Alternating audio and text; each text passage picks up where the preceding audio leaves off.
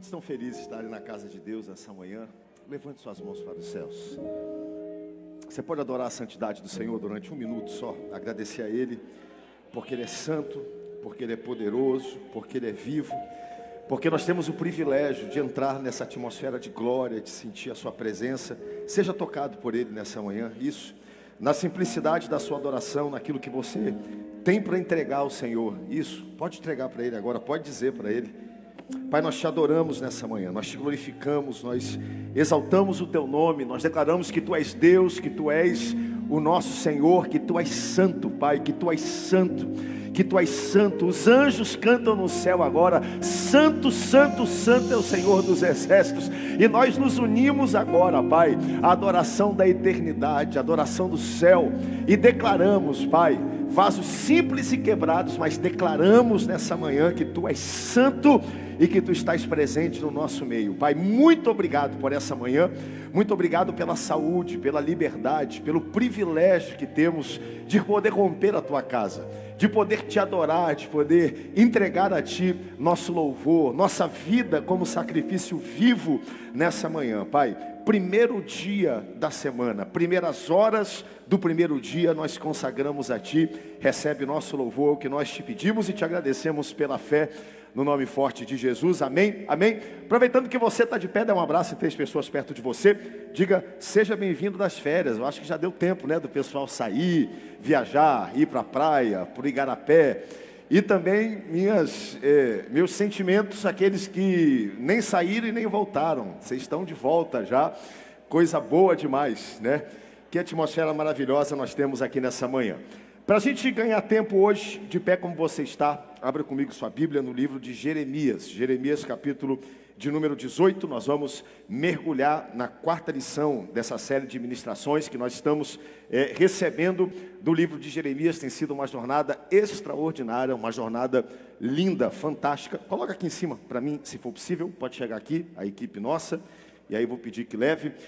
Hoje nós vamos falar, eu não ia ministrar a lição de número 4, ministrei a primeira, a segunda, pastor Enoque ministrou a terceira, outra pessoa faria essa ministração e eu tive que cobrir de última hora, mas não é de última hora, porque quando eu parei para ler, não estava nem atentando, Jeremias capítulo de número 18, é o capítulo da capa da nossa lição. Nós vamos agora falar sobre Jeremias descendo a casa do oleiro. Quem é que crê que o oleiro está presente aqui para moldar a nossa vida? Essa é a foto aqui da capa da nossa lição. Então hoje nós vamos estudar. Eu diria, todos os capítulos são emblemáticos, mas talvez aquele que foi escolhido para ilustrar a capa da nossa revista, e nós vamos estudar. Hoje nós vamos olhar capítulo 18, capítulo 19, se der tempo, eu chego num pedacinho do capítulo de número 20, mas o nosso tema hoje é como barro nas mãos do oleiro. E nós vamos descobrir quem é o barro, quem é o oleiro e qual é o contexto onde isso foi ensinado dentro do povo de Judá. Nosso texto áureo está em Jeremias capítulo 18, versículo 6. Vamos ler bem forte, todos juntos. 1, 2, 3.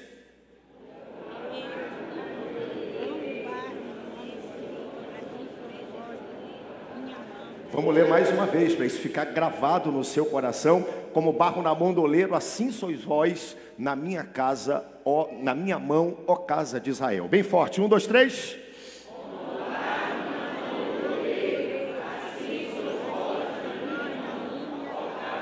Está lindo demais. E a verdade prática diz: Deus molda o seu povo como o oleiro o barro, chamando a obediência, chamando a obediência e ao arrependimento. Então nós vamos conhecer o contexto disso. Nossa leitura hoje é Jeremias 18, do versículo 1 ao 23, é o capítulo todo. É uma leitura um pouco mais longa, mas eu quero convidar você a acompanhar ela comigo, tá bom? Na sua Bíblia nós vamos colocar aqui na tela, mas nada substitui a Bíblia impressa na sua mão. Então localize, se você puder acompanhar, eu vou ler o primeiro versículo e nós vamos intercalar o capítulo todo. Versículo 1. Palavra do Senhor que veio a Jeremias, dizendo: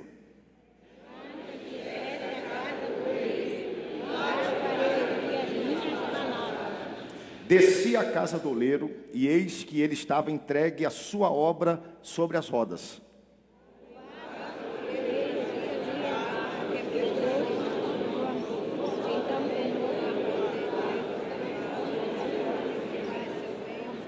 Então veio a mim a palavra do Senhor.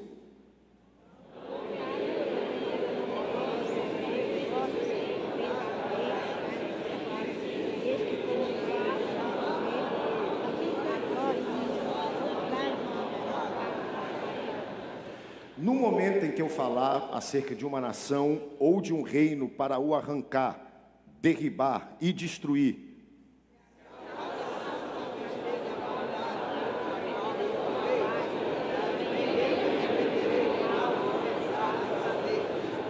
e no momento que eu falar acerca de uma nação ou de um reino para o edificar e plantar,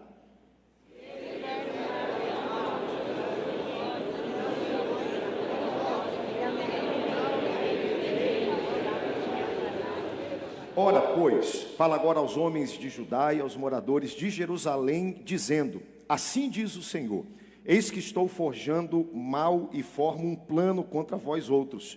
Convertei-vos, pois, agora, cada um do seu mal proceder, e emendai os vossos caminhos e vossas ações.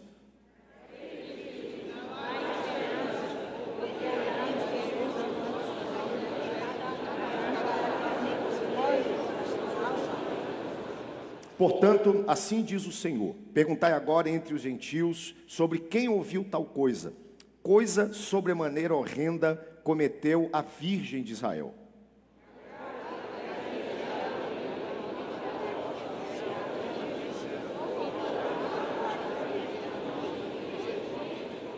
Contudo, todos os do meu povo se têm esquecido de mim, queimando incenso aos ídolos, que os fizeram tropeçar nos seus caminhos e nas veredas antigas, para que andassem por veredas não aterradas.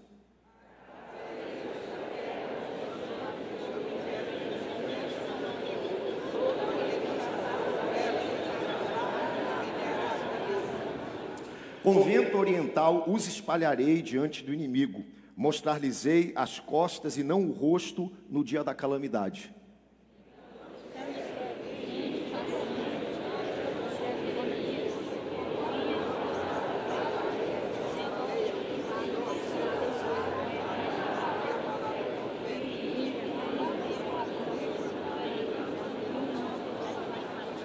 Olha para mim, Senhor, e ouve a voz dos que contendem comigo.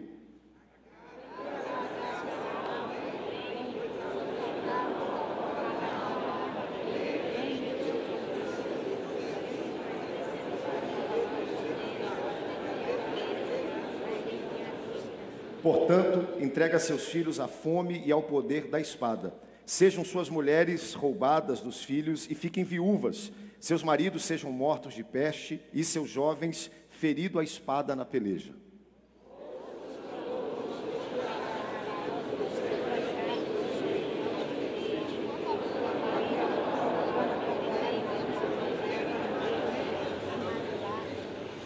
Mas tu, ó Senhor, sabes todo o seu conselho contra mim para matar-me. Não lhes perdoes a iniquidade, nem apagues o pecado diante da tua face. Mas sejam derrubados diante de ti, age contra eles no tempo da tua ira. Dobre sua cabeça comigo nessa manhã.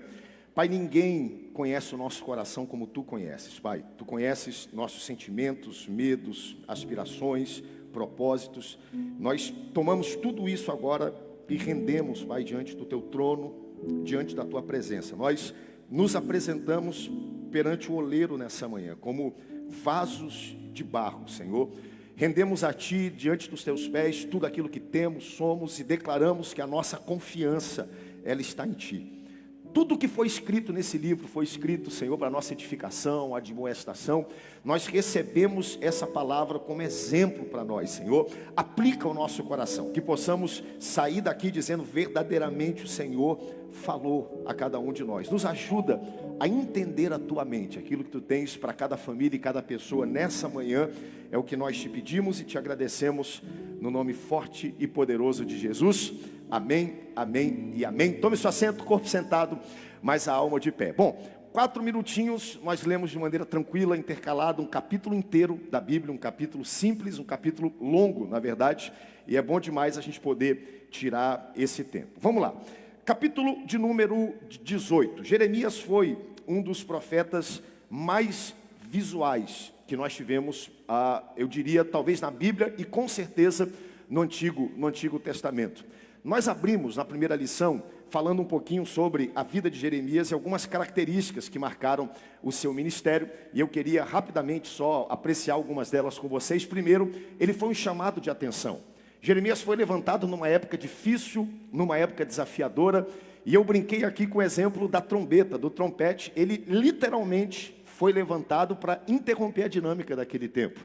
Uma mensagem dura, uma mensagem direta, e essa foi a primeira característica do ministério de Jeremias. Segundo, ele foi sacerdote e profeta. Ele era filho de sacerdotes, ou seja, oficiava do povo em direção a Deus. Mas agora ele acumulou uma função muito difícil e desafiadora por toda a Bíblia, que é falar de Deus e agora transmitir ao povo. E isso nem sempre é fácil. E claro, quando a gente olha o contexto de Jeremias, aonde a nação se encontrava, os pecados, o que ia acontecer durante o período do seu sacerdócio, claro que a missão de Jeremias se torna uma missão ainda mais difícil. Terceiro, ele foi chamado de profeta da 11ª hora. Por que 11ª hora? 11ª hora, antes da meia-noite, a hora mais difícil. Jeremias foi o profeta que viu e assistiu a queda da nação de Israel. Outros viram, outros profetizaram, outros disseram que isso ia acontecer. Isaías veio antes dele, houve um hiato de 60 anos entre Isaías e Jeremias, mas Jeremias falou e viu, ele sentiu. Tudo aquilo que Deus revelou e mostrou a ele, ele foi testemunha ocular da dor, da destruição, do exílio, daquilo que aconteceu na nação de Israel. Então ele foi o profeta da 11ª hora, ele viu, assistiu a morte de uma nação. Ele trouxe para um tempo difícil e desafiador uma mensagem dura. E eu falei isso na primeira lição também, que não se pode trazer uma mensagem de julgamento, de arrependimento, de condenação, sem que antes você tenha um coração mole e um coração quebrantado para aqueles a quem você vai pregar. Por isso que Jeremias era um homem quebrantado. Jeremias é chamado de o profeta das lágrimas, o profeta chorão. Nós vamos observar mais para frente um livro todo só de lágrimas e lamentação por aqueles a quem Jeremias levou uma mensagem de arrependimento. Então nós temos chamado de atenção, sacerdote, profeta da 11ª hora, viu a morte de uma nação, uma mensagem dura, porém um coração quebrantado e um coração sensível e emocional perante Deus. E por último, claro, um homem parecido com Jesus. Quando Jesus levou os discípulos a Cesareia, e a pergunta foi: quem dizem ser o Filho do Homem? Um dos nomes que foi trazido à pauta foi o nome de quem? O nome de Jeremias. Porque Jeremias, Jeremias era um homem amoroso, era um homem sensível, era um homem que ouvia Deus, mas ao mesmo tempo estava pronto como Jesus a corrigir, a trazer uma mensagem mais dura. Então são algumas características que nós resumimos até agora da vida de Jeremias. Agora vamos lá.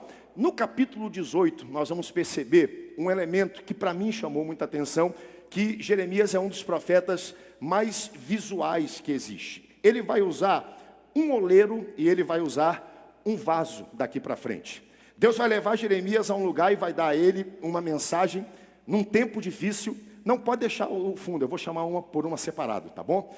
Pode deixar o fundo normal do texto. E ele vai usar um oleiro e ele vai usar a figura de um vaso. Eu pedi para a nossa equipe trazer aqui um pequeno vaso. Claro que esse vaso, ele não é um vaso de barro, mas ele vai exemplificar um pouco de como Deus falou ao coração de Jeremias, e Jeremias transferiu isso ao povo. Naquele tempo, Judá passava por um momento de muita dificuldade, um momento onde eles estavam afastados e eles precisavam de uma reforma, de um arrependimento, de um conserto. Nós vimos nas primeiras lições que Josias começou esse trabalho de reforma, de conserto, de aproximar o povo de Deus, mas Josias morre muito cedo. A reforma que Josias promoveu foi uma reforma muito superficial, não chegou até as raízes da nação. E nós temos outros exemplos também, recentes, onde nós passamos por reforma. Por exemplo, reforma protestante. Se percebeu que a religião, que a maneira que se praticava a religião não era a maneira correta. Deus levantou homens que promoveram o quê? Uma reforma. Estava caído, estava destruído, precisava melhorar. Deus tocou o coração de pessoas, essas pessoas falaram o que eles falaram, encontrou solo fértil no coração das pessoas, logo essa reforma aconteceu. E nós somos fruto, talvez, a maneira que nós adoramos, nossa liturgia, princípios da reforma protestante. Agora vamos lá, e quando não dá mais para reformar? E quando não tem mais jeito, e quando se quer reformar e a palavra é lançada, mas as pessoas não querem receber e entenderem, coloca o fundo normal da igreja mesmo. Eu vou chamar um por um, tá bom? Aí que você coloca a foto e tira para mim. Quando a situação já está tão degradada, quando as oportunidades não são aproveitadas, quando já se mandou um profeta, 2 profetas, quando já se tentou de todos os jeitos, quando já se deu o tempo, e novamente, uma das tônicas desses 20 primeiros capítulos que nós temos de Jeremias, é esse Deus de graça e de misericórdia. É um Deus que tem uma palavra de conserto, uma palavra de justiça, um Deus que precisa resolver alguns problemas, todavia, um Deus de graça, de misericórdia e um Deus de clemência que dá todas as oportunidades. Escute, nosso Deus é o Deus das novas oportunidades. Nosso Deus é o Deus da nova história. Nosso Deus tem prazer em ver você mudar, reformar a vida, transformar a sua jornada. Esse é o Deus que nós pregamos e adoramos aqui nesse lugar. E isso fica claro aqui nesse texto. Agora, quando já se fez tudo isso e não se quer reforma, a única solução é qual? Quebrar e fazer novamente. A única solução é pegar aquele vaso, jogar, despedaçar e fazer dele o quê? Um vaso novo. Vamos dar uma olhadinha no capítulo 18 e eu quero ler com você novamente, porque eu acho que quando a gente lê intercalado, eu quero que você olhe, vai aparecer aqui na tela, 18 versículo 1 em diante, e a mídia vai me acompanhar se você puder. Mas eu quero que você olhe para o sentimento, olhe para as vírgulas, olhe para o que está sendo dito, olhe para o contexto, olhe para o que Deus está querendo falar àquela nação. Palavra do Senhor que veio a Jeremias. Isso aqui não é Jeremias, não é o coração dele, não é o que ele queria transferir, até porque isso era duro demais para ser transferido. Palavra do Senhor veio a Jeremias dizendo: dispõe-te e desce à casa do oleiro, e lá ouvirás as minhas palavras. Sai de onde tu estás e vai agora para onde? Para a casa do oleiro. E quando tu chegares lá, fica atento, por quê? Porque eu vou falar contigo. Deus te trouxe aqui hoje para a casa do oleiro, porque Ele quer falar com você aqui hoje de manhã. De manhã cedo o despertador tocou e a mensagem foi: dispõe e vá até a casa do oleiro, porque eu vou falar contigo. E prepare e abra o seu coração, porque Deus vai falar com você nessa manhã. Jeremias se arruma, vai lá para o local onde ficava a casa do oleiro. E agora Jeremias está com o quê? Ouvido atento. Deixa eu ouvir a voz de Deus com seu espírito atento. Versículo 3. Desci à casa do oleiro, obedeci, atendi a voz do Senhor, e eis que ele estava entregue a sua obra sobre as rodas. Como o vaso que o oleiro fazia se estragou, olha só, ele está fazendo o vaso se estragou na sua mão, tornou ele a fazer o quê? Um outro vaso. Segundo bem lhe pareceu, a escolha é dele, o oleiro está trabalhando, o vaso não ficou do jeito que ele queria, ele desmancha e ele faz um vaso novo. Enquanto ele está assistindo o oleiro trabalhar, preste atenção como é que o texto se desenrola, versículo 5. Então veio a mim a palavra do Senhor. Que coisa interessante. Ele está obedecendo, fazendo tudo que Deus pediu, observando. Deus levou ele para um local, para ele observar, fica atento à minha voz. Enquanto o oleiro está fazendo, não ficou bom, desmanchou, fez um vaso novo. Versículo número 5, então veio a mim a palavra do Senhor. Que palavra foi essa? Versículo 6. Olha o que diz o versículo 6. Não poderei eu, isso aqui é Deus falando, hein? Não poderei eu fazer de vós como faz esse oleiro, ó casa de Israel. O que o oleiro fez? Desmanchou, fez de novo. Não ficou do jeito que ele queria, ele foi lá, amassou de novo e fez. Não poderei eu fazer com vós como fez esse oleiro, ó casa de Israel, diz o Senhor. Eis que como barro na mão do oleiro, assim sois vós na minha mão, ó casa de Israel. Palavra do Senhor. Versículo 8. No momento em que eu falar acerca de uma nação ou de um reino para o arrancar, novamente eu quero que você preste atenção nisso. Deus está falando aqui, se eu falar que eu vou arrancar um reino, que eu vou julgar um reino, que eu vou derrubar um reino, que eu vou destruir um reino, é o que está escrito aqui nesse texto. E olha o que diz o próximo versículo. Se tal nação se converter da maldade, contra a qual eu falei, também eu me arrependerei do mal que eu estava para lhe fazer. Novamente, nós estamos num concerto de quê? Num contexto de quê? De concerto. aonde Deus quer trabalhar, aonde Deus quer que esse povo endireite o caminho. Deus não quer destruir o povo, Deus quer consertar, reformar, restaurar o povo ao seu estado original. E é importante que no meio de tudo isso, a gente entenda o coração e o desígnio de Deus no meio de tudo isso. Deus está dizendo, se eu disser que vou derrubar, que vou matar, que vou descobrir, liberei a palavra, e o povo se arrepender do mal, eu também não posso pegar e liberar esse povo? E agora ele vai para o outro extremo, versículo 9. E no momento que eu falar acerca de uma nação, de um reino, para edificar, para plantar, para levantar, para colocar lá em cima, e se eles fizerem o que é mal perante mim, e não derem ouvidos à minha voz, então me arrependerei do bem que houvera dito que faria. Ou seja, se eles não quiserem, eu também posso parar no meio do caminho. Versículo 11. Ora, pois, fala agora aos homens de Judá, aos moradores de Jerusalém, dizendo, assim diz o Senhor, eis que estou forjando mal e formo um plano contra vós outros, convertei-vos, pois agora, cada um do seu mal proceder, emendai os vossos caminhos e as vossas ações. Deu para entender um pouco melhor esse texto, esses 11 versículos? A Bíblia é fantástica, a gente lê e a gente entende. Vamos lá, casa do oleiro, isso aqui é extraordinário. Quem aqui já teve a oportunidade e o privilégio de ir até Israel? Levante a mão, por favor, tá bom? Nós temos um grupo. É um privilégio único poder ir. Eu tive a oportunidade de poder, e você quando vê, você entende um pouco o contexto do que está sendo dito aqui para Jeremias. Vamos lá, Deus fala para Jeremias no meio de tudo isso. Jeremias, no meio de todo aquele concerto, onde Jeremias pregava, Jeremias ia para a porta do templo, Jeremias anunciava a palavra, e aparentemente ninguém se convertia à mensagem de Jeremias. Deus fala, Jeremias, para um pouquinho, vai lá para a casa do oleiro que eu quero falar contigo. Vai lá para a casa do oleiro e abre o teu coração, porque é uma revelação nova, uma palavra nova, algo que eu vou colocar dentro do seu coração e você vai usar para poder tocar o coração do povo. Jeremias agora, ele desce. E a primeira foto que eu quero mostrar para você é uma foto da frente de Jerusalém. Essa foto foi eu que bati, tá bom? Eu mesmo bati essa foto na última viagem que nós fizemos com um grupo aqui da igreja. Essa foto foi tirada de um local chamado Montes Copos. Fica bem na frente do Monte Moriá. O local que você está vendo aqui, ó, é o Monte Moriá. Aqui na frente a gente tem as muralhas, a gente tem a esplanada do templo, a gente tem o que é chamado de Domo da Rocha. A tradição diz que o local do meio desse domo é exatamente o local onde estava o Santo dos Santos, onde o templo foi colocado. Então isso aqui é o Monte Moriá. A gente tem aqui, ó, o Monte Copos, onde nós estamos, e bem aqui, no meio, é o que nós chamamos de Vale de Cedron. O Vale de Cedron, ele corta toda a frente de Jerusalém, ok? Espacialmente, aqui do lado, nós temos o Monte das Oliveiras. Tem o Monte Copos, do lado do monte, aqui do lado, Monte das Oliveiras. Mais para baixo do Monte das Oliveiras, dentro desse vale aqui, nós temos o Jardim do Getsemane, que é um local muito conhecido, que fica dentro do Vale de Cedron.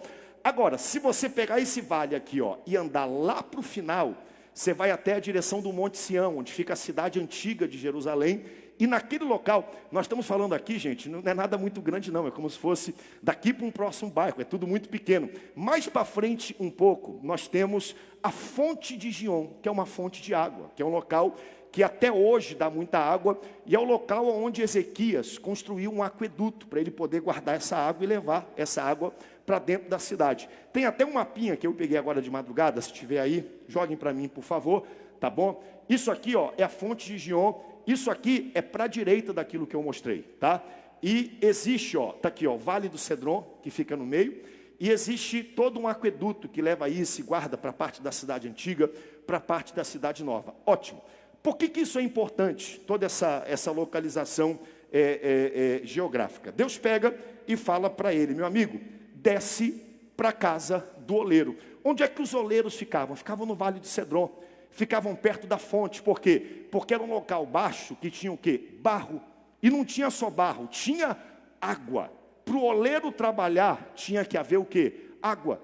Então Deus fala para ele, sai daqui, vai para aquele local, escuta a minha voz. Jeremias vai até o local onde os oleiros trabalhavam, serviam, cumpriam o seu ofício. E Deus vai dar para Jeremias naquele momento uma mensagem. Deus vai dar para Jeremias, eu diria, mais do que uma mensagem. Deus vai dar para Jeremias uma declaração, algo ilustrado, para que ele pudesse ouvir, guardar no coração, entender o que Deus estava falando. E agora no capítulo 19 nós vamos olhar, transferir e transmitir isso ao povo de Judá. Então é o que está acontecendo aqui no capítulo 18. Novamente, Jeremias foi um profeta muito visual. Eu gosto dessa característica porque algumas vezes eu já preguei aqui usando alguns adereços. Por quê? Porque grava, marca. Tem um ditado que diz que uma imagem vale mais do que 1000 palavras. Claro que isso não está completamente certo, mas também não está completamente errado. As pessoas gravam, as pessoas lembram. Era necessária uma mensagem mais forte que o povo entendia. Deus está dando agora essa mensagem a Jeremias, mostrando para ele, para que no capítulo 19, ele transfira isso até as pessoas. E Jeremias era um cara tão usado e tão sensível para Deus nessa área, que há uma outra ocasião no livro de Jeremias, onde Jeremias pega um jugo. Você sabe o que é um jugo? Tem a foto aí novamente. Um jugo é aquele animal, aquele instrumento que é usado o quê? Para colocar os carros de boi. Ele prende os bois, é colocado um boi mais forte, é colocado um boi mais fraco. E o boi mais forte, ele vai guiando, e o mais fraco não tem escolha. Por quê? Porque ele está preso. Ele está debaixo de onde nós tiramos a expressão de um jugo. Tanto que quem está guiando e tocando o carro de boi, só toca o boi mais forte, porque ele sabe, se ele for para a esquerda, vai tudo para a esquerda. Se ele for para a direita, vai tudo para a direita.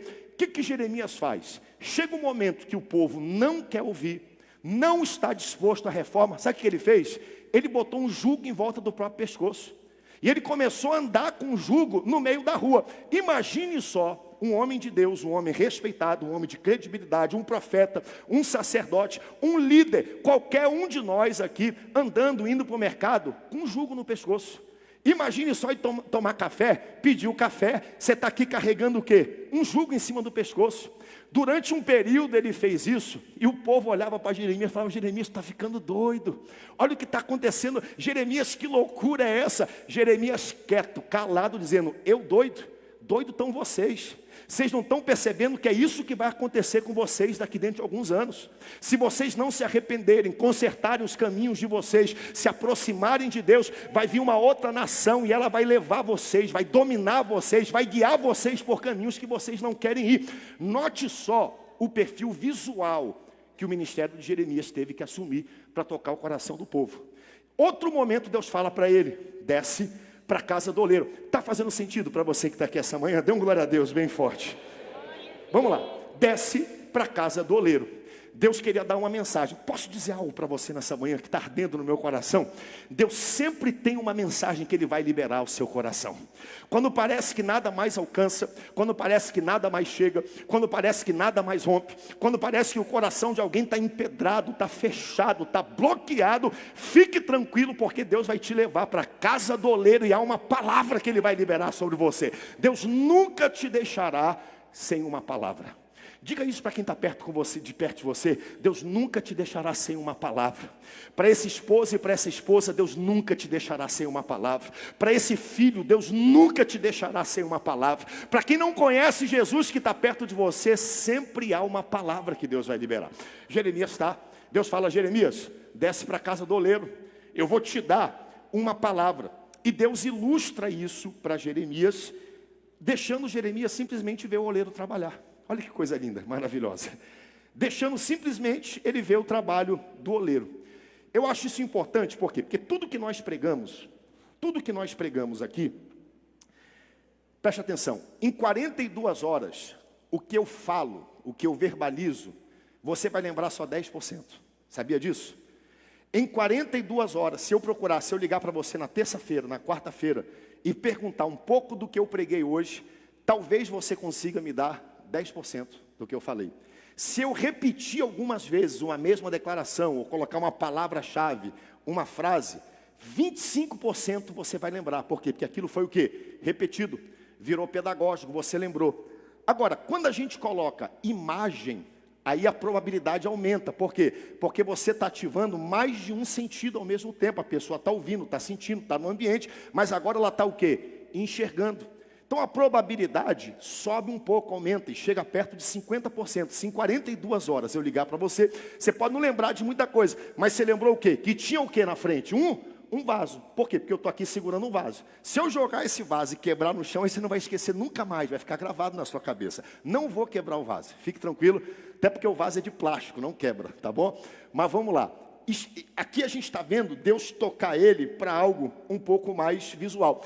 Qual é a lógica do que está sendo comunicado aqui? Jeremias, a nação é esse barro. Eu sou o oleiro. A nação é o barro. Deus é quem? É o? A escolha do que vai ser feito com o vaso pertence a quem? Ao oleiro. O oleiro tem direito de fazer. O oleiro tem direito de não fazer. O oleiro tem direito de quebrar. O oleiro tem direito de não quebrar, de desmanchar. A escolha de fazer o que quer fazer com o vaso, ela pertence ao oleiro. E eu sou o oleiro, Deus está dizendo. Quando Jeremias chega, a visão que ele tem, coloca para mim a imagem do rapaz trabalhando, é mais ou menos essa, tá bom? Duas rodas, ou seja, um deles, eles trabalhavam sentados, então vou tentar ilustrar para você. Isso até hoje existe. Tinha uma imagem que a gente viu lá em Nazaré, né, do pessoal fazendo isso, e eu não consegui encontrar no telefone, mas havia um disco de pedra que a pessoa sentava e rodava esse disco de pedra, um eixo de madeira em cima do eixo, um outro disco. O barro era trabalhado, ok? E o barro era colocado naquele lugar. E agora o oleiro está aqui, ó, trabalhando, né? Moldando aquele barro assim com o pé, fazendo o barro. Essa é a visão que Jeremias tem. Jeremias não tinha a mínima ideia do que ele ia ver. Jeremias nem sabia, vai até a casa do oleiro. O que eu vou ver no oleiro? Só fica ouvindo, porque lá eu vou falar contigo. Vai para a casa do oleiro, porque lá eu tenho uma palavra que vai alimentar o teu coração, que você vai poder usar para levar isso. E aqui novamente nós temos o oleiro ali, ele montava e fazia os seus vasos. E várias vezes, pode deixar um pouquinho a imagem? Várias vezes que o oleiro trabalhava e montava os seus vasos, o vaso não ficava muito bem, por várias razões.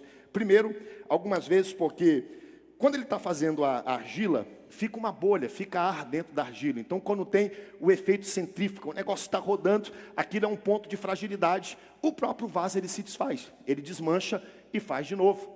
Em outros momentos é porque a argila não foi batida muito bem. Então, uma parte está muito anerosa, não pegou liga. Então, quando aquilo roda, bota aquela tração, novamente o negócio se desmilingue todo, se desmonta, o oleiro vai lá, amassa tudo, coloca de novo. Mas aqui está a grande questão. Muitas vezes não ficava, caía por quê? Porque tinha ar, porque tinha pedra, mas às vezes não ficava do jeito que o oleiro queria. Terminava a obra, ele enxergava a obra, poxa, não ficou legal, a descrição é do oleiro, ele vai lá, amassa e faz um vaso novo. Quem escolhe e quem faz isso é descrição do oleiro. Versículo de número 6, é o que Deus está dizendo para Jeremias. Jeremias entende, não poderei eu, versículo 6, não poderei eu fazer de vós como fez este oleiro, ó casa de Israel, diz o Senhor, e eis que como barro na mão do oleiro, assim sois vós na minha mão. Eu preciso ler isso de novo, por quê? Porque se eu repetir 2 vezes vai ficar gravado no seu coração. No momento em que eu falar acerca de uma nação ou de um reino para o arrancar, derrubar e destruir, se tal nação se converter da maldade contra a qual eu falei, também eu me arrependerei do mal que pensava em fazer contra eles. E se no momento em que eu falar acerca de uma nação, de um reino, para o edificar, plantar, se ele fizer o que é mal perante mim e não der ouvidos à minha voz, então eu me arrependerei do quê? Do bem, de liberar o bem sobre aquela nação. Note mais uma vez aqui, e é importante a gente dizer aqui, o que Deus está dizendo nesses textos? Ele está dizendo assim, ó, eu liberei uma palavra, há um decreto em relação a isso, só que detalhe, se no meio de tudo isso houver arrependimento, eu paro. Eu preciso parar nisso, eu preciso que isso fique gravado no nosso coração. Porque esse é o coração de Deus. O coração de Deus sempre foi restaurar. Sempre foi restaurar. Todos os decretos que Deus deu, todos os profetas que Deus mandou. Vamos pegar só os 2 últimos. Pega Isaías, que a gente estudou aqui. O período de Isaías. Terminou Isaías 60 anos. Pega agora Jeremias, no mínimo 40 anos. Nós estamos falando só aí, gente, de 100 anos aonde Deus tentou trabalhar o quê? Para reformar, para restaurar, para perdoar. Deus não queria perder, Deus não queria o exílio, Deus não queria a Babilônia, mas o povo não quis o quê? Restauração. Deus está dizendo, se no meio de tudo isso vocês se arrependerem, então eu também tiro a mão. Eu não vou promover o mal. Agora, se eu der uma palavra de bênção e também vocês não andarem, eu vou simplesmente reter o bem que eu ia fazer. Pessoal, escute e guarde isso no seu coração. Tem muita coisa que acontece na nossa vida que nós colocamos na conta de Deus. Tem muita coisa que chega até o nosso caminho, porque a imagem que muita gente tem é de um Deus carrasco, é de um Deus punitivo, é de um Deus que quer ver a sua destruição, que quer ver o seu choro, de um Deus que quer marcar uma lição, que quer deixar isso gravado. E muitas vezes o que acontece na nossa vida não é nem Deus que promove. Tem vezes que Deus manda assim e permite chegar. Deus simplesmente tira o quê? Ele tira a mão dele da nossa vida. Deus está dizendo, se vocês continuarem no caminho, o bem que eu ia promover, eu vou deixar de fazer. Note que não há mal aqui. Muitas vezes a gente anda por caminhos, a gente vive situações e a gente passa por momentos difíceis, onde a nossa vida é quebrada, é destroçada, e a gente olha para Deus e não tem nada a ver com Deus. Deus falou, se você quiser, pode fazer. Faça do seu jeito, viva do seu jeito, escreva a sua história com a caneta que você quiser, eu vou simplesmente tirar a mão. Meus irmãos, aonde nós estaríamos se não fosse a mão, a misericórdia e a graça de Deus? Se nós estamos aqui hoje, é por causa da mão de Deus, da proteção de Deus, da graça de Deus. Que Deus nunca retire a sua mão sobre a nossa vida, porque a mão de Deus protege, a mão de Deus promove, a mão de Deus guarda, a mão de Deus livra a nossa vida. Mas Ele está dizendo, se vocês quiserem, a escolha é de vocês. Eu simplesmente tiro a mão. Eu simplesmente tiro a minha proteção. Segunda coisa que aqui me chamou a atenção nesse texto, tanto no versículo 8, coloca para mim, como no versículo 10, se você olhar na sua Bíblia, tem uma palavra aí que é muito forte. Arrependerei. Né? Palavra difícil. É uma palavra que não combina muito com Deus. Como é que pode, né, Deus se arrepender de alguma coisa? Quando a Bíblia diz assim, Deus não é homem para que minta, nem filho do homem para que se arrependa, para que se esqueça. Então, pastor, como é que funciona essa questão aqui de que Deus está se arrependendo? Novamente, é uma questão semântica, é uma questão de tradução, mas eu vou trazer para você agora a origem conceitual disso. Vamos lá. Deus não muda de ideia. Deus é soberano. Você pode dar um glória a Deus por isso? Deus é soberano. O que Deus estabelece não foi, nem será. O que Deus estabelece é. Sempre foi, sempre será e não mudará. Agora, existem algumas situações, e não são tantas assim, preste muita atenção no que eu vou dizer, na Bíblia, aonde Deus escolheu reagir de acordo com as nossas atitudes. Existem alguns momentos na Bíblia onde Deus lança uma palavra. Não é que Deus está dizendo que essa palavra é definitiva ou deixa de ser definitiva. É que em alguns momentos Deus lança uma palavra e agora essa palavra, ela vai se desenvolver de acordo com as nossas atitudes. Vou dar um exemplo para você, né? Se nós respondermos para Deus de um jeito, ok? E respondemos para Deus aqui dessa maneira, Deus vai responder de um jeito. Agora, se a gente vier aqui para o outro lado e responder de um outro jeito, Deus vai responder como? Daquele mesmo jeito que respondeu lá? Não, Ele vai responder de um outro jeito. E Deus continua soberano nesse jeito, e Deus continua soberano aqui nesse outro jeito, porque Ele é Deus em qualquer situação, em qualquer artifício. Nós é que não temos a convicção e a sabedoria, nosso conhecimento é limitado, mas Deus não. Então, Deus Ele faz, se a gente responde de um jeito, Deus vai responder de outro, de um jeito. Se a gente responde de outro jeito, Deus vai responder de um outro jeito. Mas em ambos os casos, Ele continua sendo Deus, Ele continua soberano, nós não temos todo o conhecimento. A grande verdade, simplificando, é que Deus vai responder, às vezes, em algumas situações, de acordo com as nossas respostas. Tiago capítulo 4, versículo 8, a Bíblia diz, se aproximem de mim e eu vou fazer o quê? Hein? Vou me aproximar de vocês. Ou seja, uma resposta que eu dou para Deus, isso vai gerar o quê? Uma outra resposta. Se eu me aproximo, Ele se aproxima. O texto não diz isso, mas a recíproca também é verdadeira. Se eu me afasto de Deus, o quê? Ele fica mais longe de mim. Isso é lógico, é lógica. Então, quando a gente olha para um texto como esse, alguém pode dizer assim, há uma troca aqui nesse texto, Deus está trocando, porque se eu me aproximo dele, então eu tenho que fazer alguma coisa para que ele chegue logo, não há graça nisso, porque é merecimento, eu tenho que entregar algo para ele. Não, sabe por quê? Porque o primeiro movimento em qualquer aspecto sempre é Deus que faz em relação ao ser humano. Quando nós ainda éramos pecadores, você não merecia nada, você não tinha crédito, você não tinha mérito. Ele olhou para você, amou você e enviou Jesus Cristo para te salvar. O primeiro movimento sempre é da parte de Deus. Nunca teve troca, nunca vai ter troca, porque em tudo que você olhar, Deus sempre fez a primeira movimentação. Quando nós ainda estávamos perdidos nos nossos delitos e pecados, Ele enviou Jesus Cristo para nos salvar e nos perdoar. Então a primeira movimentação, Deus já fez. Agora o que Deus está esperando? Como é que você vai se movimentar em relação a isso? Se você aceitar, uma é a resposta. Se você não aceitar, outro é o tratamento. Não é que Deus muda de ideia, é que a gente agora se posiciona de uma forma que vai gerar uma resposta diferente de Deus. Então aqui nesse texto que a Bíblia está dizendo dependendo de como vocês forem agir, eu vou responder. Alguém pode dizer assim, mas isso é em relação à salvação. Isso aqui não tem nada a ver com esse texto. Tem sim. O simples fato de Jeremias estar lá, já é um sinal, gente, do cuidado de Deus. O simples fato de Deus mandar profetas, o próprio texto está dizendo, será que o Líbano legou a sua chuva, a sua neve que derreteu? Deus está dizendo, mesmo vocês sendo infiéis, mesmo vocês queimando incensos a outros deuses, se afastando de mim, eu continuo mandando chuva, provisão, eu continuo guardando, protegendo vocês, porque o primeiro movimento eu já fiz.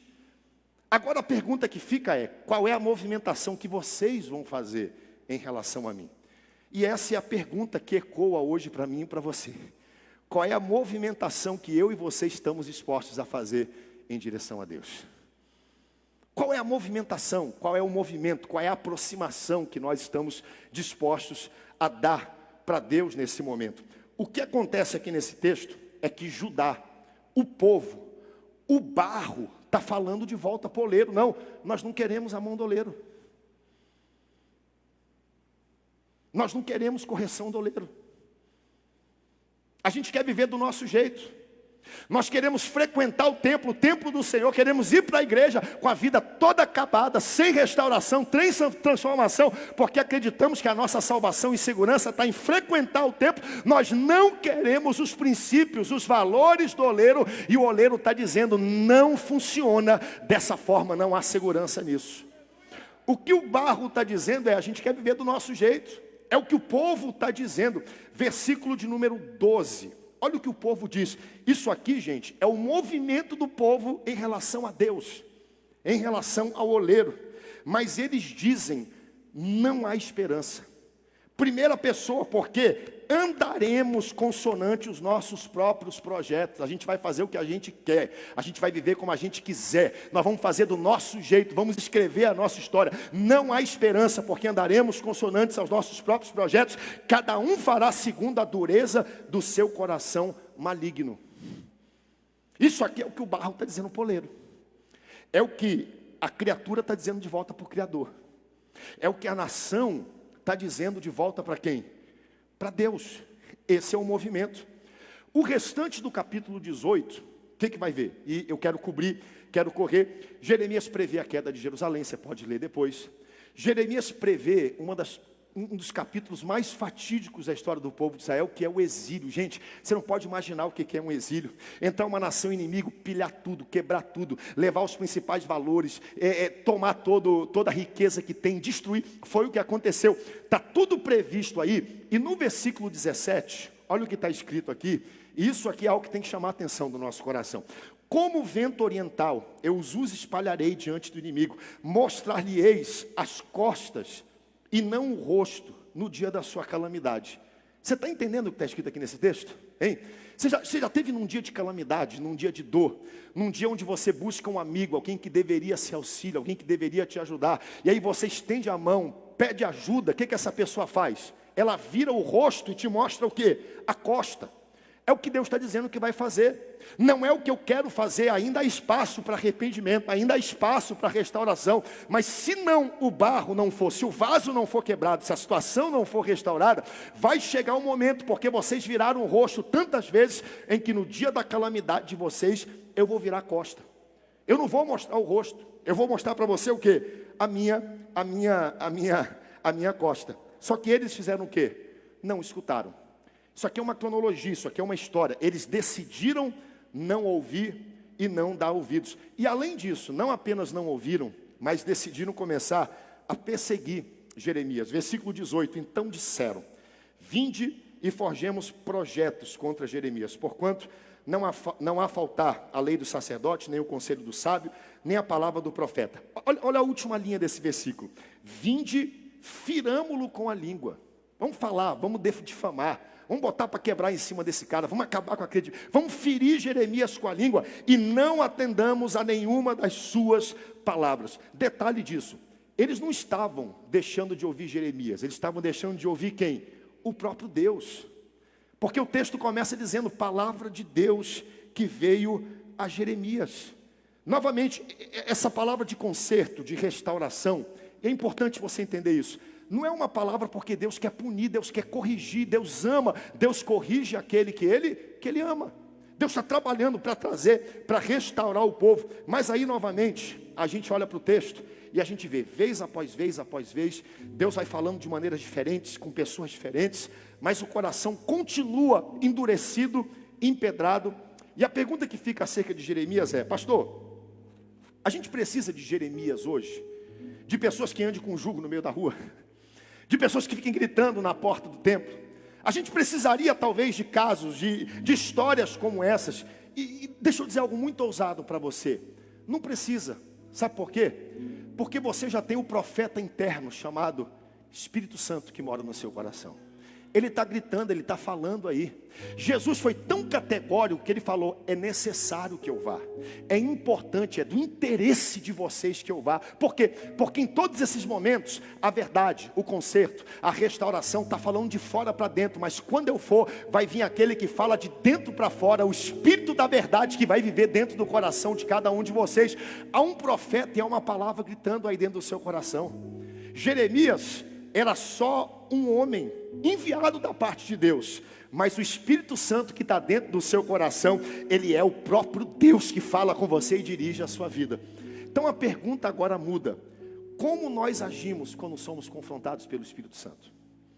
Porque Jeremias confrontou a nação num período desafiador, e todos os dias, todos os momentos, nós somos confrontados pelo Espírito Santo. A pergunta é: como nós nos movimentamos em relação àquilo que o Espírito Santo confronta e coloca no nosso coração? Porque a gente pode fazer muita coisa quando isso acontece. Muita coisa. Primeira coisa que você pode fazer semelhante ao povo. Eu não preciso disso. Não quero saber disso não. Isso não é para mim e tal. Outra coisa que você pode fazer: perseguir quem fala, como foi feito com Jeremias. Outra coisa, terceira que você pode fazer: não importa não, eu vou para a igreja, eu dou dízimo, eu sirvo numa missão, o templo do Senhor, minha vida não precisa de mudança, de transformação, porque afinal eu cumpro todo o sistema religioso, eu vou continuar vivendo e no dia eu vou ser salvo. Você pode fazer muita coisa. Ou você pode dizer: Senhor, eu me arrependo, faz de mim um vaso novo, faz de mim um vaso completamente restaurado, para viver a tua presença. São questões que nós temos que responder. Seu movimento vai determinar qual é o próximo movimento de Deus. Seu movimento, aquilo que o Espírito Santo está dizendo, vai determinar aquilo que Deus vai fazer na sua vida. Capítulo 19, vá para a sua Bíblia agora comigo, rapidamente, e vou terminar. Ele desce à casa do oleiro, ele tem essa visão, ele entende o que aconteceu, ou seja, nós somos o vaso, ele é o oleiro. O que ele faz no versículo 19? Assim diz o Senhor. Deus fala de novo com Jeremias: vai, compra uma botija de oleiro. Botija é o vaso que já foi completo, bonito, bem feito, ele já foi colocado no forno, está duro, está pronto. Vai, pega um vaso pronto de oleiro, leva contigo alguns dos anciãos e dos sacerdotes. Versículo 2: e sai ao vale do filho de Inom, que está na entrada da porta do oleiro. Vai para um local bem próximo, que é o local onde eu te levei para ter essa visão, e apregou ali as palavras que eu te disser. E dize: quais são as palavras? Está aí: ouvi a palavra do Senhor, ó reis de Judá, ó moradores de Jerusalém, assim diz o Senhor do exército, Deus de Israel: eis que trarei mal sobre esse lugar, e a quem quer que dele não ouvir, a quem quer que dele ouvir, retirarão os ouvidos. O que Jeremias está fazendo aqui? Jeremias está trazendo as pessoas mais, ele tenta trazer as pessoas mais influentes para aquele lugar. Deus deu para ele uma palavra, ele agora chama essas pessoas mais influentes para aquele local. Ele leva consigo um vaso de oleiro que ele pegou e comprou. E Deus fala para ele no versículo 3, diz que novamente eu vou trazer julgamento sobre esse lugar. Por que Deus ia trazer julgamento? Por que Deus estava com o coração tão ferido em relação à postura do povo de Judá? Versículo 4, porquanto me deixaram, profanaram esse lugar, queimaram nele incenso a outros deuses, deuses que nunca conheceram, nem eles, nem seus pais, nem os reis de Judá, e encheram esse lugar de sangue de inocentes. Versículo 5, edificaram altares a Baal, queimaram seus filhos no fogo, em holocaustos a Baal, coisas que eu nunca ordenei a eles. Gente, o povo estava muito fora do caminho. Versículo 6, por isso, eis que vem dias, diz o Senhor, em que esse lugar não se chamará mais Tofete, nem Vale de Nó, mas o Vale da Matança. Versículo de número 10, então quebrarás a botija à vista dos homens que foram contigo. Entendeu? Deus deu para ele a mensagem, Deus deu para ele a visão. Chama agora o povo todo, e na frente deles prega isso, pega essa botija e joga ela e quebra ela na frente desses homens, para que eles entendam de alguma forma o que vai acontecer aqui nesse lugar. Versículo 11, e lhes dirá, assim diz o Senhor dos Exércitos, desse modo quebrarei eu a este povo e a esta cidade, como se quebra esse vaso do oleiro, e não poderá mais refazer-estes, e se enterrarão em Tofete, porque não haverá outro lugar para os enterrar. Assim farei a este lugar, diz o Senhor, a seus moradores, e assim farei a essa cidade. Capítulo 18, Deus dá a mensagem. Capítulo 19, Jeremias chama todo mundo e fala, entendam o que vai acontecer. Entendam o que vai acontecer. Se esse vaso não for refeito, ele vai ser despedaçado e não haverá quem poderá consertá-lo, diz a mensagem do Senhor. E havia um costume naquela época, que era um costume de antes de uma batalha. Eles pegavam um exército grande saindo, pegavam o general, todo mundo para despedir o exército, eles pegavam um vaso e quebravam aquele vaso, despedaçavam, como se quem dissesse, assim nós faremos com o exército e com a nação inimiga. Nós vamos despedaçar. Nós vamos acabar. Havia muito simbolismo nele aqui, no que está acontecendo. E novamente Jeremias transfere isso ao povo. Uma mensagem dura, uma mensagem eficaz, uma mensagem visual e uma mensagem que diz, nós somos barro na mão do oleiro.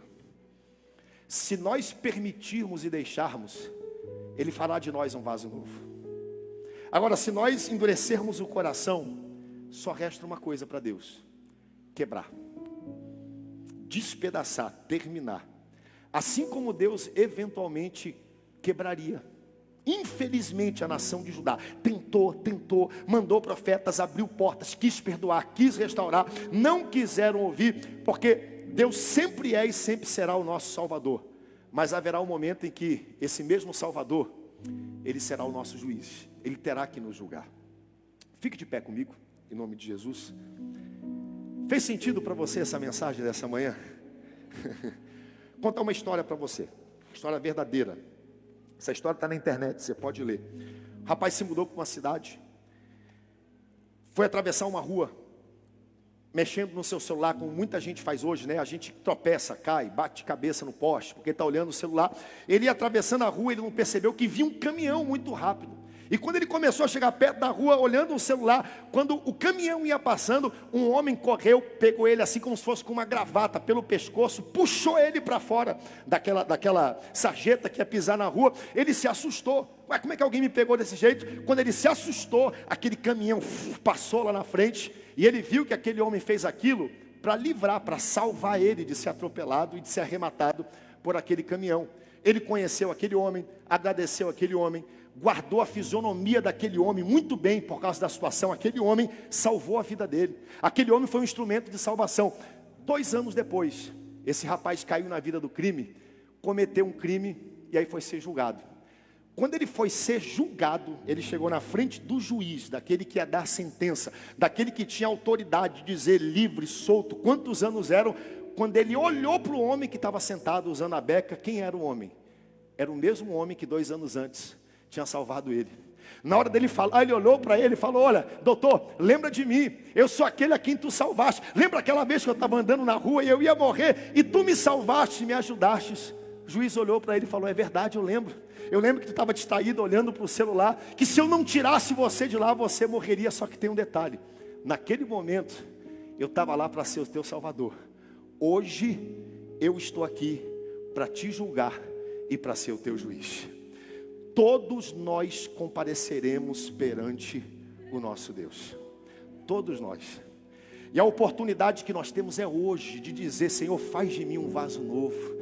Se não está certo, desmancha, molda de novo. Eu estou aqui, Deus está falando, o Espírito está falando ao seu coração. Ele te trouxe aqui nessa manhã, porque a mensagem é a mesma: conserte o caminho, emende o coração, e o mal que viria sobre ti não virá mais, e o bem que eu balancei se derramará sobre a sua vida. Conserte o coração, todos nós.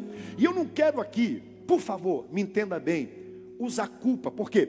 Porque tem muita gente às vezes movido por um sentimento de culpa, sabe? Eu errei, eu pequei, eu estou em pecado, há uma situação na minha vida que vai vir à luz, vai aparecer, e se isso não for tratado, minha alma vai para o inferno. Eu preciso, Deus está falando, está incomodando o meu coração.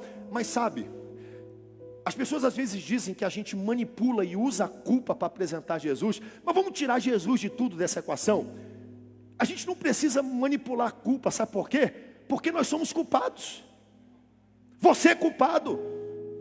Você é pecador, eu sou pecador. Nós temos consciência dos nossos erros e dos nossos pecados, gente. E só há uma pessoa capaz de perdoar os nossos pecados e restaurar a nossa vida. O nome dele é Jesus Cristo, nosso Senhor e Salvador. E ele está dizendo hoje: eu quero refazer esse vaso. Eu quero refazer esse vaso. Eu quero restaurar, eu não preciso quebrar. Não precisa acontecer com vocês o que aconteceu com a nação. Por quê? Porque o oleiro está aqui hoje. O oleiro está aqui nessa manhã. Eu vou terminar, vou pedir a banda para subir comigo. Se tiver algum louvor em relação ao oleiro, suba aqui comigo. Mas eu não poderia terminar essa mensagem. Não poderia terminar essa mensagem. Nós falamos sobre Jeremias 18, Jeremias 19, o 20 você vai estudar depois, porque não deu tempo, já estourei 6 minutos do meu tempo. Mas eu quero convidar alguém que está aqui hoje, e alguém que entende: eu preciso ser um vaso novo. Eu preciso ser um vaso novo. Deus está me convidando a ser um vaso novo. Deus está me convidando a restaurar os meus caminhos. Deus não está punindo você, Deus está te dando uma oportunidade de não ter que passar por aquilo que você sabe que vai acontecer. Ele quer te perdoar, Ele quer te salvar, Ele quer te dar uma nova chance. E essa mensagem tocou o seu coração. Você está afastado de Jesus, ou você nunca conversou com o oleiro, nunca olhou, e o seu coração pede, clama nessa manhã por algo diferente, algo novo. Rompa do seu lugar e venha aqui à frente, em nome de Jesus. Eu quero orar por você. Pode vir, venha, venha. Do jeito que você tiver. Do jeito que você tiver. Nós não estamos aqui para apontar erro em ninguém. O oleiro está trabalhando aqui nessa manhã e ele quer moldar a sua vida. Ele quer transformar a sua história. Se você precisa de Jesus, rompa do seu lugar e venha aqui à frente. Eu quero orar com você. Pode vir, pode vir. Eu quero ser Senhor amado,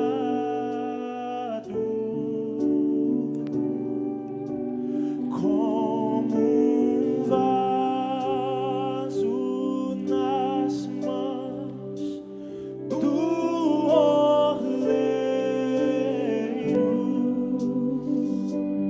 Quebra minha vida e me faça de novo. Eu quero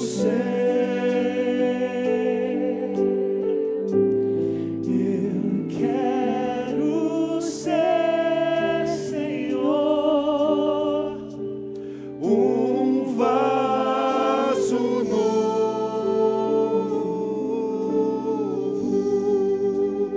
Se você sabe, cante bem forte.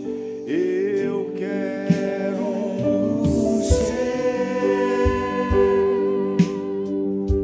Senhor amado,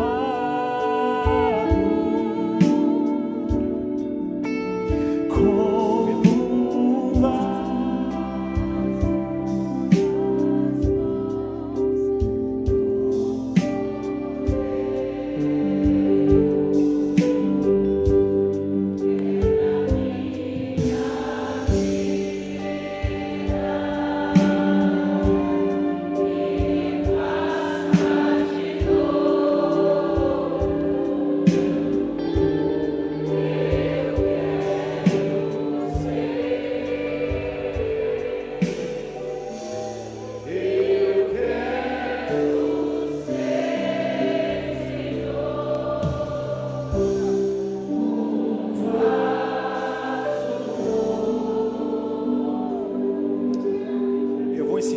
uma vez, que tem muita gente que precisa vir aqui à frente. Ser um vaso novo, ter uma vida nova, uma oportunidade nova. Essa mensagem não é para expor você, não é para distinguir você, não. Essa mensagem é para levantar você, para restaurar o seu coração. É para te dar uma nova oportunidade. É para liberar você para viver os melhores dias da sua história. E eu sei que não é uma mensagem fácil da gente dizer sim, mas o oleiro está aqui hoje. Deus te abençoe, pode chegar. Deus te abençoe, venha. Venha ser trabalhado pelo oleiro, moldado pelo oleiro, tocado pelo oleiro que é Jesus. Venha em nome do Senhor Jesus. Pode chegar. Deus te abençoe. Deus te abençoe. Deus te abençoe. Deus te abençoe em nome do Senhor Jesus. Pai, nós queremos te agradecer por vidas preciosas, Pai. Naquela ocasião, o barro disse de volta para o oleiro: nós não queremos, nós não aceitamos. Cada um vai viver do seu jeito, cada um vai viver segundo o seu coração maligno, Pai. Mas hoje, Pai, o barro está dizendo: não, Senhor, molda a minha vida, faz de novo. Eu quero ser um vaso novo, Pai. Eu quero ver a minha vida ter propósito. Eu quero ver os meus pecados serem perdoados, Pai. Ah, Jesus, eu te peço agora, entra nesses corações, nessas vidas, faz morada, escreve uma nova história. Nós não precisamos passar pelo que eles passaram. Tu estás aqui hoje e o teu desejo sempre foi e sempre será restaurar, dar uma nova chance, perdoar, fazer de novo, Senhor, um vaso novo. E nós temos aqui pessoas que dizem sim a esse mandato. Escreve esses nomes no livro da vida, faz morada nesses corações. Começa a partir de hoje uma história poderosa na vida de cada um deles. É o que nós te pedimos e te agradecemos pela fé no nome forte de Jesus Cristo, nosso Senhor e Salvador. Amém, amém. Faça o maior barulho de celebração que você puder nessa manhã por vidas preciosas. Sejam bem-vindos ao reino de Deus.